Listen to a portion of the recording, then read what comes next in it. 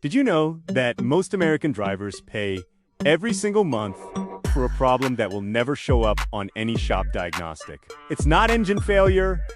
It's not an electrical issue. It's not bad gas. It's a set of silent causes draining your wallet at the pump every week, and no mechanic is going to tell you about them, because most of them don't even know these things exist. If your car drinks more fuel than it should, and you've tried everything with zero results, stick around, because today we're going start to finish on this topic. No fluff, no sales pitch. Drop a like before you forget, subscribe to the channel, and hit the bell.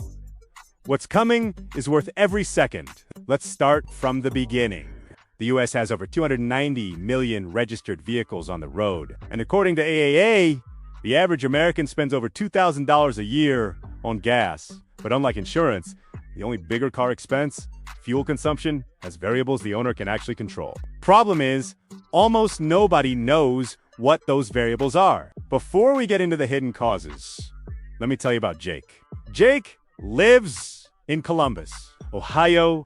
He bought a used Chevy Equinox from a coworker, minus 40,000 miles on the clock, whelmed-ained, all service records in order. Jake's the careful type, easy on the pedal, smooth shifts, checks, tire pressure, every week, always fills up at the same station. And yet, his truck was getting 80 miles per gallon in the city when the EPA sticker promised 25. Jake went to 3 different shops, new spark plugs, ignition wires, coils, fuel injector cleaning, throttle body cleaning, valve adjustment, new filters, sensor checks, brake inspection, cylinder compression test. He dropped almost $2,500 in maintenance, and his fuel economy didn't move a single mile per gallon. So, what was wrong with Jake's Equinox? The answer comes right after a quick note. If you know someone in the same boat as Jake, tag them in the comments right now and tell me what kind of gas mileage is your ride getting. I'll reply to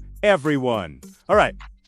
What was wrong with Jake's truck and what might be wrong with yours falls into a category I call hidden culprits.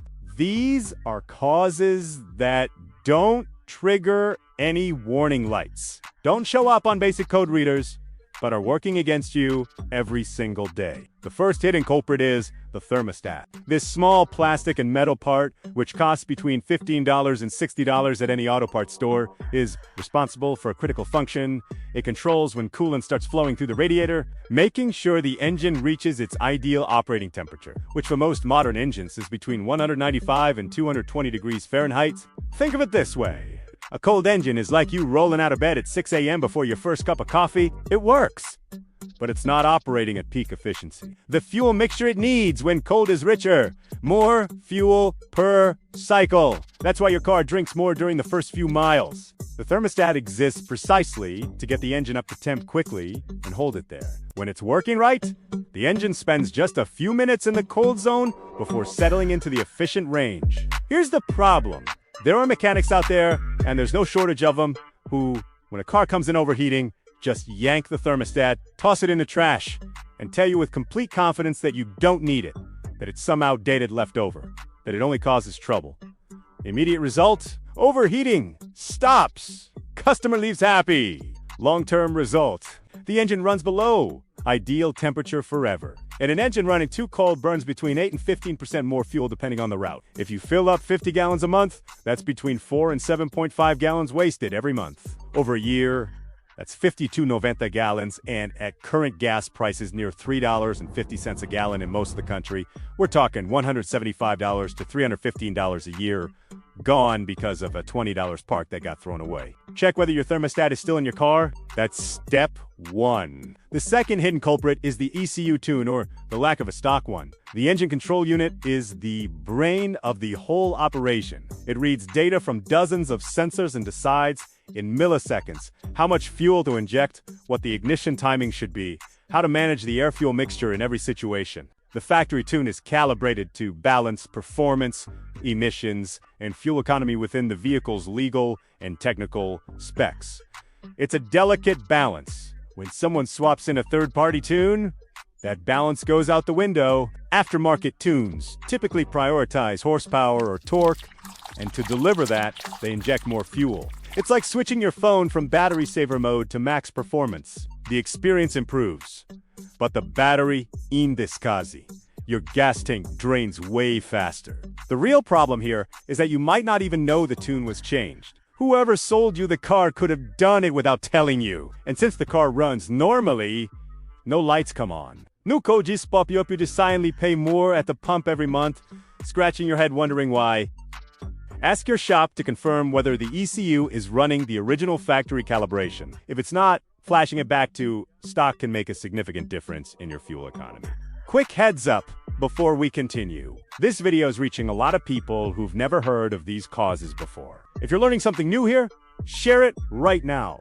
Send it to the family group chat, your work Slack, that one friend who complains about gas prices every week, and drop a comment telling me what state you're watching from. I want to see a map of the country in the comments. Third hidden culprit. And this one is the most infuriating of all.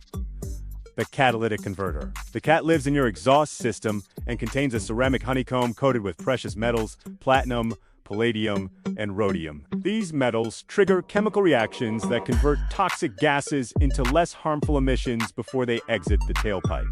But beyond the environmental role, the catalytic converter has a critical technical function. It works alongside the oxygen sensor, which measures the oxygen content in exhaust gases. Together, they give the ECU the real-time feedback it needs to fine-tune the air-fuel mixture continuously. Without a CAT, the ECU loses that reference and tends to inject excess fuel as a safety measure. Fuel economy drops by 10 to 20% depending on the engine. Now here's the part that'll make your blood boil.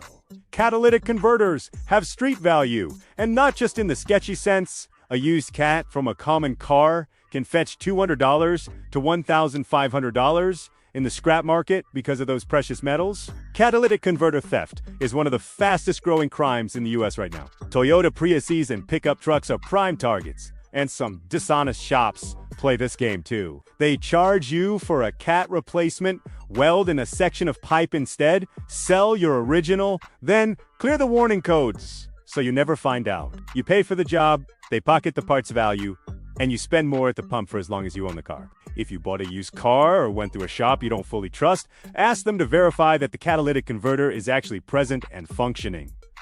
Fourth hidden culprit, the MAF sensor, or mass airflow sensor. This sensor sits between the air filter and the throttle body. Its job is to precisely measure how much air is entering the engine at any given moment. Think of the engine as a recipe to come out, right?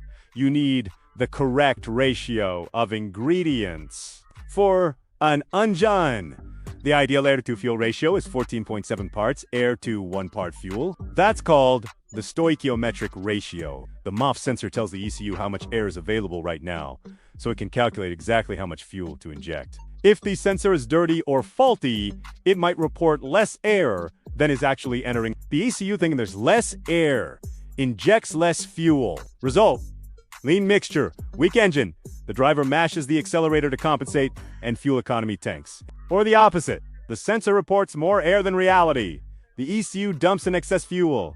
Rich mixture. Engine seems fine, but wastes fuel with every combustion cycle. The MAF sensor is one of the most overlooked parts during high-consumption diagnostics. A simple cleaning with MAF's Pacific Spray can fix it in many cases. When replacement is needed, the part for most popular American vehicles runs between $50 and $300 depending on the make and model. Fifth hidden culprit, the worn oxygen sensor. The O2 sensor, also called a lambda sensor, sits in the exhaust and measures how much oxygen is left in the gases leaving the engine. With that data, the ECU makes real-time fine adjustments to the fuel mixture. A 102 sensor doesn't fail suddenly. It loses precision gradually. It keeps working, doesn't trigger a check engine light, but starts reporting slightly off values. And slightly off, in the world of engines, means a lot of wasted fuel over time. The average lifespan of an O2 sensor is between 60,000 and 100,000 miles. But plenty of cars roll into the 100K service without anyone ever touching that sensor. If your car is near or past that mileage and the O2 sensor has never been replaced, it could be a fuel economy issue worth investigating. Now let's get into the sixth hidden culprit, and this one lives in your tires. There's a category of tires called low rolling resistance, sometimes marketed as eco tires or green tires. Despite the nickname, they look exactly like any other tire. The name comes from the concept: special rubber compounds, an optimized tread geometry, reduce friction against the pavement. Less friction means less effort from the engine to maintain speed. Less engine effort means less fuel burned. The EPA measures official fuel economy figures using these tires. That's why the MPG on the window sticker sometimes doesn't match what you actually see after swapping in.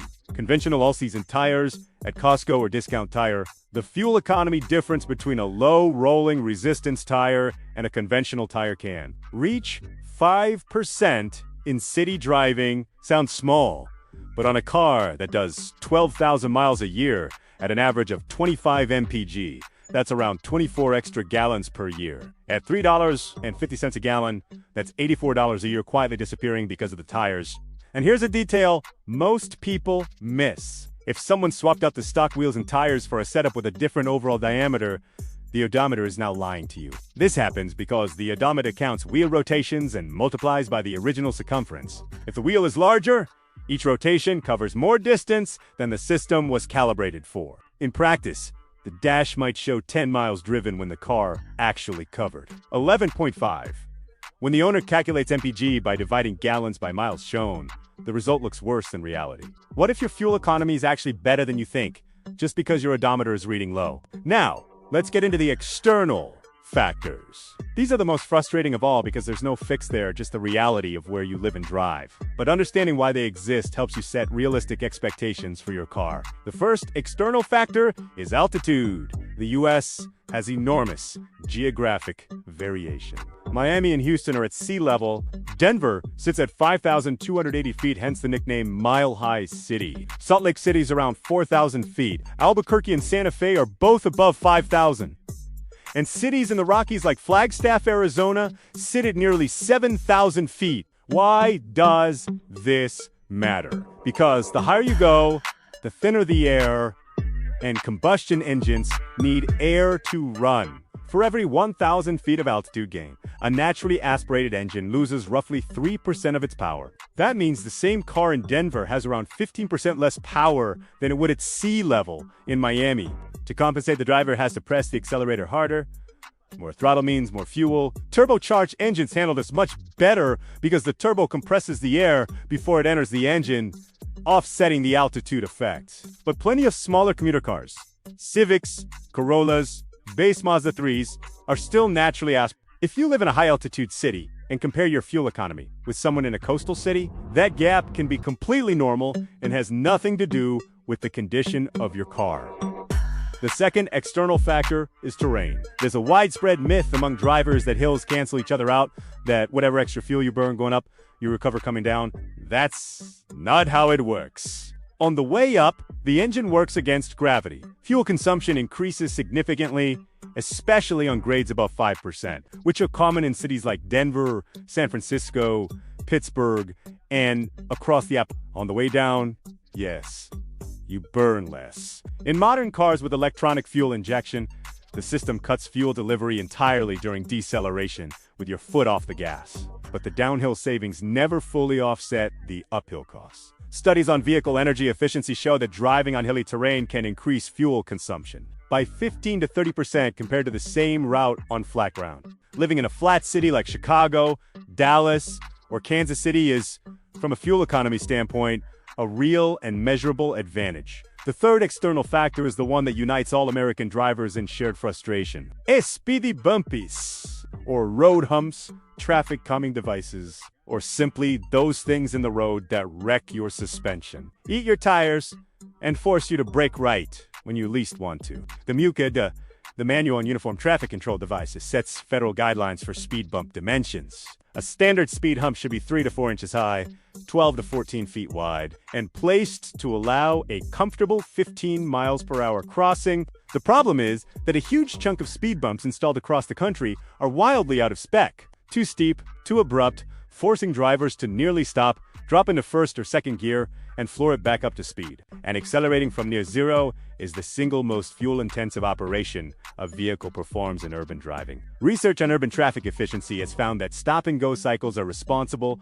for up to 40% of total fuel consumption on a typical city commute. In a neighborhood with speed bumps every block, you're doing dozens of these mini launches per trip. The fuel impact is real, measurable, and there's nothing you can do about it mechanically. And speaking of urban driving, Let me cover 2 more causes of high fuel consumption that most people don't connect to the problem. The first is air conditioning. The AEC compressor is driven by the engine. When the AC is running, the engine has to work harder to spin that compressor. Depending on the system and engine size, that extra load represents a 5 to 20% increase in fuel consumption in a Chevy Spark or a base Honda Fit. Running the AC in 95-degree heat in Phoenix or Houston can spike consumption by up to 20%. In a larger SUV with a V6, the proportional impact is smaller. I'm not telling you to suffer through a Texas summer without a C. I'm saying if you compare your summer MPG to your winter MPG and wonder why the car is drinking more, the AC is a big part of that story. The second additional cause is the fuel itself. Most drivers assume a gallon of 87 octane from any gas station is the same. But fuel quality varies more than people realize. Top tier, certified gas stations, Shell, Chevron, Costco, Mobil use detergent packages beyond the EPA minimum that help keep injectors cleaner over time, which indirectly helps fuel economy. And if your manufacturer specifies 91 or 93 octane but you're running regular 87 to save money at the pump, the ECU pulls timing to prevent knock, and that timing reduction costs you power and efficiency. You end up spending less per gallon but burning more gallons.